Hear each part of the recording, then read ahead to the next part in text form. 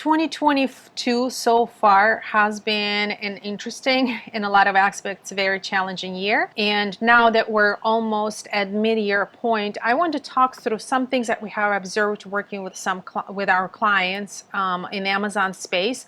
What has changed, how we shifted our strategy and our tactics, and in hope that that will help you to make the rest of the 2022 as good or better than the first half of this year. All right, let's go.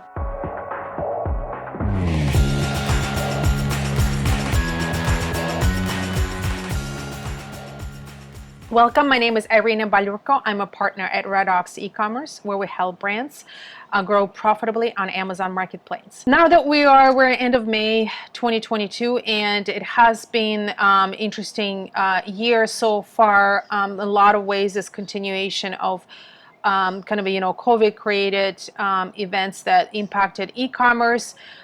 We are seeing shifts where COVID, while brought challenges in supply chain, mostly, right? But it also brought that boost to e-commerce as a lot of customers switched online.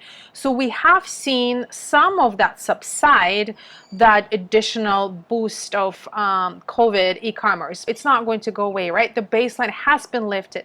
If my 82-year-old mother-in-law is now shopping online, she is, she will keep going to the store. She's not going to completely abandon e-commerce. So habits are there. We now continuing, due to other geopolitical events, and there is inflation, and there is, just things happening in global space that are impacting supply chain, again continuing after COVID, right? So they're still kind of bringing those similar challenges in some inventory planning, and also supply disruption. So I'm not going to talk specifically about it as which I guess I already have, right, as something new in 22. I think it's more of a continuation of really being vigilant in your inventory planning, and it's somewhat sober, right, and conservative if you anticipate any type of interruption. So sometimes it's better to focus on smaller set of things you can deliver in order to stay in stock, rather than try to continue support your catalog, your product offers across the board, because challenges have mounted in a lot of ways. But also, if I talk about Amazon space in general, things have gotten a lot more challenging. That also, don't really have to do anything with with those, macro non-e-commerce shifts. Competition has really probably the highest it's ever been. So has savviness, right, of brands and, all the players in at least specifically Amazon space has increased. So really the field of play has gotten tougher, right? So if we're kind of playing like a B-level league right now, I feel like we're going into almost like a, definitely semifinals of a World Cup. So because it's really gotten whoever is standing is savvy and has resiliency and creative, and has funding too, and a lot, for a lot of that specifically. So when I speak about challenging, so let's talk through the specifics for advertising. So with competition being higher, it also means that bids have gone up, at least on Amazon space, right? So we've seen them consistently go. We've been at this for years, going up, but it really seems that the pace has changed in terms of increases. We kind of see the increases in bids across categories, different categories, multiple categories. So there isn't really pattern specific to a niche. I think some of that was, of course, the change in Facebook and the iOS updates. I think a lot of campaigns went from that were profitable on Facebook are not profitable. So I think some brands have looked at, we do have some brands that said, okay, we are not really doing much on Facebook anymore. There is some of that, just pure dollars have shifted more to Amazon when you have more bidding, right? That creates more demand, and the bids are going up. And the second, I think, element to that is all the FBA aggregators craziness of, you know, buying businesses gone up, that really there's a lot more kind of almost institutional funding that has been brought to the platform that goes beyond, you know, bigger brands. The bigger brands has always been there with big pockets, but I think this is really more almost like institutional level kind of a budgeting that we're talking here, that was brought to the platform. So that really shifted measuring advertising success. Does it mean that you need to stop advertising? Absolutely not. It actually, if anything, it means that you cannot stop advertising.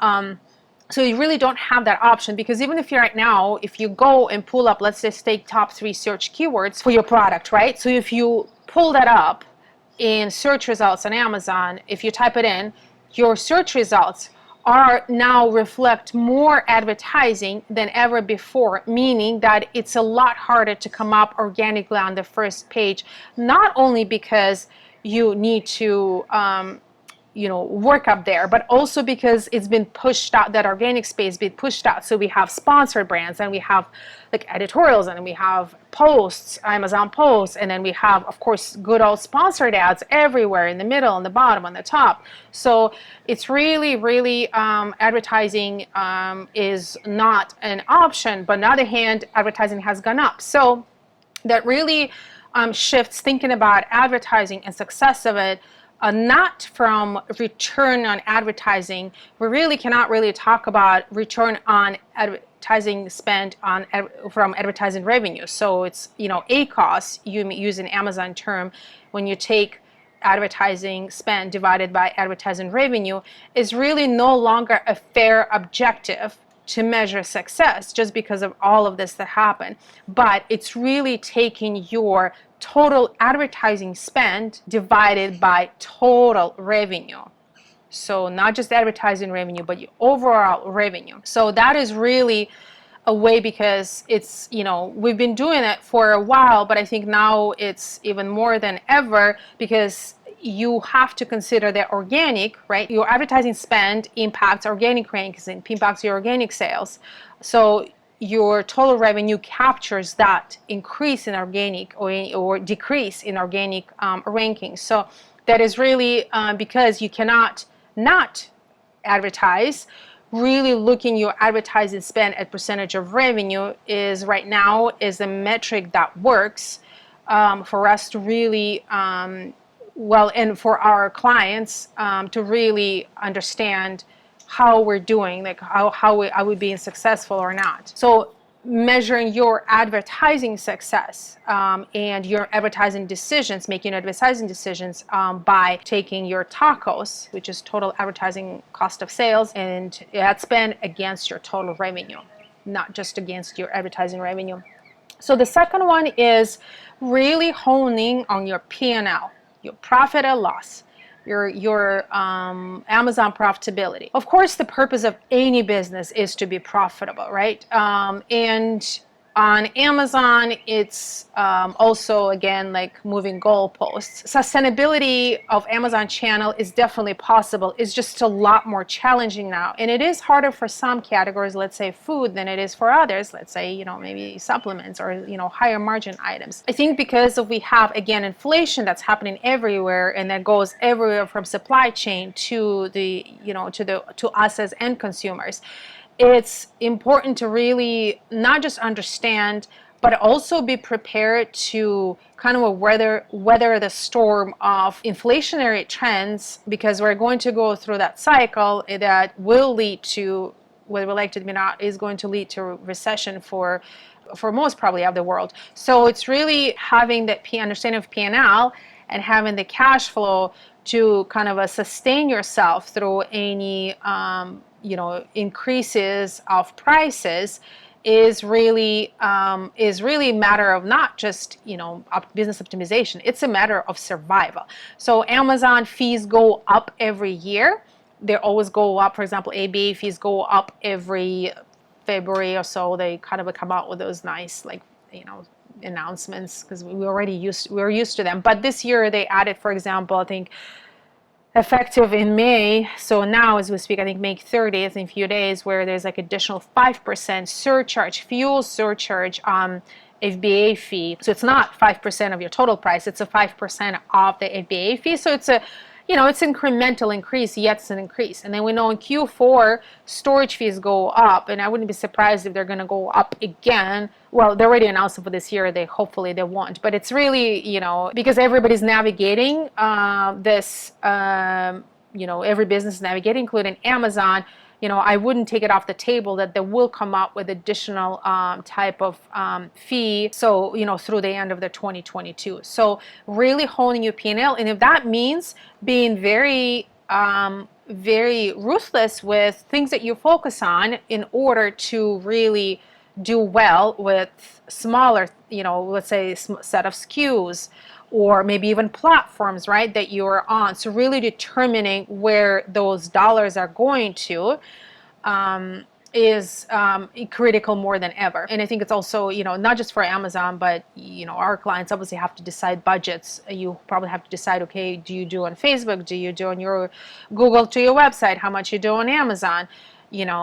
So things like this are really a matter of survival in 2022. The last one, the third one I'm going to mention, we really noticed more intense catalog management. So Amazon always has had this, bots that are, taking, product listings for completely ridiculous reasons.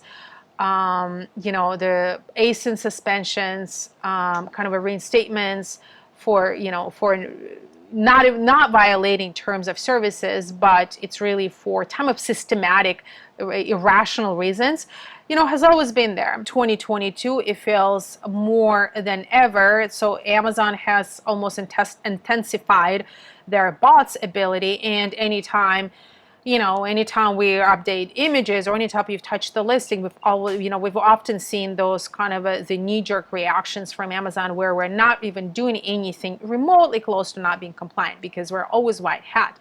So of course we work through that, and it sometimes takes longer than we would want to because Amazon is not really there in interest of sellers, right? You're guilty before you're proven innocent, and sometimes you're guilty without even having a chance to be proved to be innocent, right? So here I'm not talking about account suspension, right? So I'm talking about just a catalog management and having your products being available for sale, not be taking Amazon down for completely irrational reasons. It has become time intensive. It has become more hands-on. It has become, somewhat frustrating, even though we always have that mindset working with Amazon is always frustrating. That really, saves your nerves a little bit. But catalog management has become definitely a thing, even more than ever, for our team.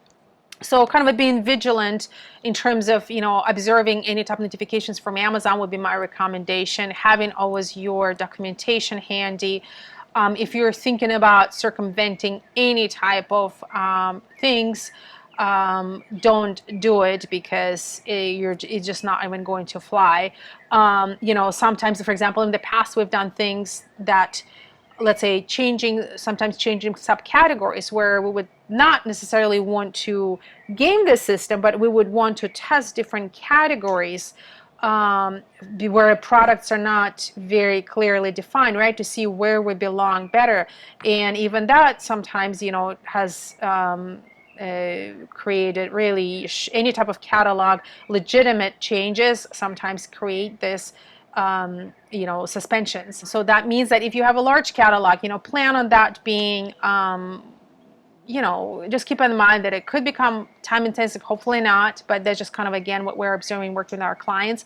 But I think kind of going back to the theme of profitability, because we focus a lot on profitability for our more seasoned brands, right? The ones that especially that are looking to exit. So we do a lot of work with Amazon profitability. So a lot of those things, that some of the work that we do is really focusing on being brutal with catalog, not just only for P&L on a single SKU level, but also for things like this, because where you put your time and effort and money and your advertising is really, plays into your overall return investment. So you don't want to spread too thin. Okay, so those are kind of the three key points that I just wanted to share with you, mid-year observation.